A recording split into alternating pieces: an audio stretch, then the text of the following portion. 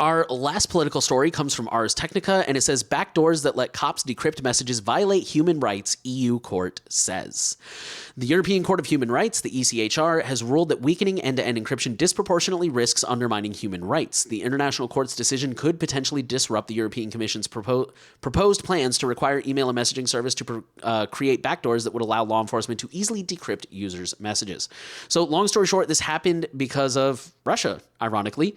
Russia requested user data from Telegram, and Telegram was like, we don't have that data. And Russia was like, well, then you need to put in a backdoor.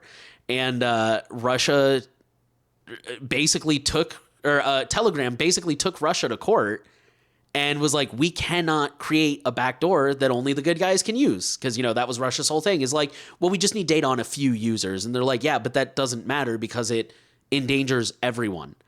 And the article says that a lot of privacy advocates backed up Telegram's claims. They also argued that the threat of mass surveillance could be enough to infringe on human rights, like chills free speech, which we've discussed before, I'm sure. And in the end, the ECHR concluded that the Telegram users' rights had been violated, partly due to privacy advocates and international reports that corroborated their position, Telegram's position. The ruling strikes a blow to authoritarian measures that seek to undermine fundamental rights, said the legal officer for Privacy International, by finding that Russia's efforts to circumvent encryption of online messaging services violated the European Convention on Human Rights. The court sends a clear message to other governments currently toying with similar ideas. Risking the privacy and security of each and every user is certainly not the way to go. So the court here also noticed that this stuff spreads. You could... Theoretically, you could say like, okay, Germany is allowed to have a backdoor, but only Germany. But, as we've discussed before, unless you're Apple just trying to be difficult, companies won't typically do two versions of things. So if it becomes legal in one place, I'll just quote him. Such adverse effects are not necessarily limited to the jurisdiction imposing the restriction. Rather, it is likely that backdoors, once established in the jurisdiction of one state, will become part of the software used in other parts of the world. And then someone, the EISI, I didn't write down who that is, and I apologize. They pointed out, rather than requiring access to encrypted messages, law enforcement agencies have alternatives. Oh, that's the UN, sorry. So the UN went on to say, rather than requiring access to encrypted messages, law enforcement agencies have alternatives. Improved, better resource traditional policing, undercover operations, metadata analysis, and strengthened international police cooperation. So basically, in other words, do your job.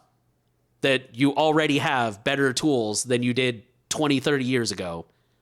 You don't need backdoors. I guess the last thing I want to note is, so I know we've been chilling it a lot lately, but I found this story on the Techlore forums, and one user who at very least was confident, if not accurate, but I'm pretty sure they were because their argument made sense. They kind of pointed out that when you have these like international courts, like the EU Court of Human Rights or like the UN, they're technically not enforceable. So it is worth noting, like, I already see a lot of people like, oh my God, this is huge. This is a huge, and a lot of headlines are like, this is going to spell doom for chat control. And like, we hope it does, for the record. But it is worth noting, this is not a legally enforceable thing, I don't think. Or at least not really in the way that a normal court ruling would be. However, it is highly influential. So this could impact chat control. This could kind of steer the conversation. But it's worth noting, this is not an instant, like, bullet to the head for chat control. This is not good, certainly, and it does set a legal precedent, but it's not really a certain enforceable thing.